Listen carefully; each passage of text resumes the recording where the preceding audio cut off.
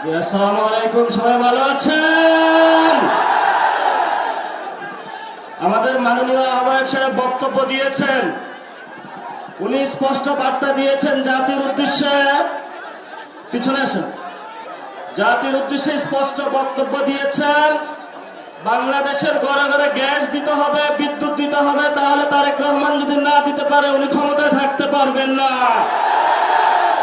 আমি ছোট্ট একটা স্মৃতি বলবো। 2013 সাল বেগম খালেদা জিয়া ঠিক এই জায়গায় বক্তব্য দেওয়ার জন্য এসেছিলেন। আমিও এখানে এসেছিলাম, আপনাদের কাতারে ছিলাম। এখানে দেখি চেয়ার নিয়ে মারামারি শুরু করে দিয়েছিল তৎকালীন ছাত্রদল যুবদল।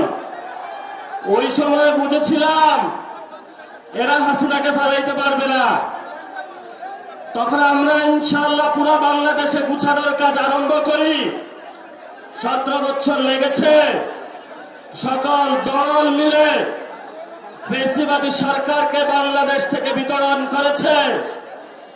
এখন আমরা শুনতে পাচ্ছি বাংলাদেশে নাকি আপা টুক করে ঢুকে পড়বে। আমরা বেঁচে থাকতে আপা আসতে পারবো?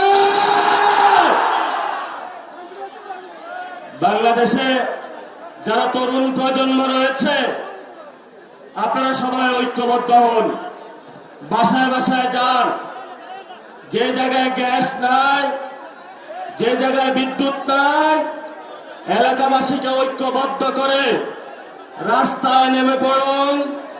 সরকার বলছে ভারত থেকে ডিজেল নিয়ে আসবে, তেল নিয়ে আসবে, ভারত আবার ইরান থেকে নিয়ে আসে।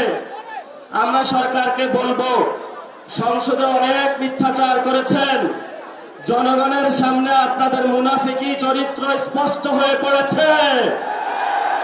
এখন হলো গদি আমাদের টান দেওয়ার সুযোগ এসেছে। আমরা স্পষ্ট জানিয়ে দিতে চাই, গ্যাস দে, বিদ্যুৎ দে, নইলে গদি ছাইড়া দে। তারেক রহমান গদি ছাইড়া দেন। যদি গদি টিকাইতে হয় বাংলাদেশে সংস্কার বাস্তবায়ন করতে হবে। বাংলাদেশে জ্বালানি সংকটের সমস্যার সমাধান করতে হবে। বাংলাদেশে ভারতের বিরুদ্ধে, অগ্রাসনের বিরুদ্ধে দাঁড়িয়ে চোখে চোখ রেখে বলতে হবে, মোদি তুমি যেমন প্রধানমন্ত্রী, আমরা বাংলাদেশের তারেক রহমান প্রধানমন্ত্রী।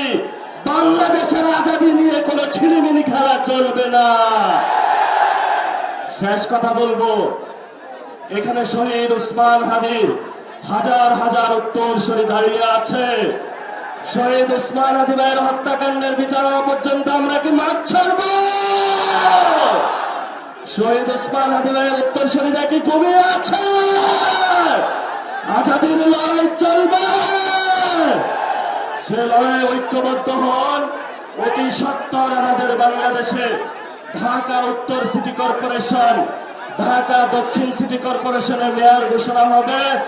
অলরেডি ঘোষণা হয়েছে।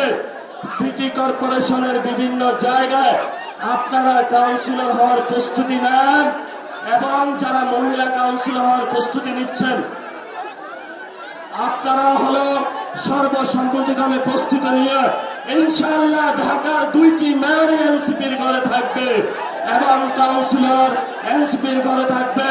সবাই সুন্দরভাবে এখান থেকে যাব। কেউ যদি প্রোগ্রামের আশেপাশে ডিস্টার্ব দেওয়ার চেষ্টা করে তাদেরকে পুলিশের হাতে তুলে দেবো ইনশাআল্লাহ। দোয়া করবেন। আসসালামু আলাইকুম।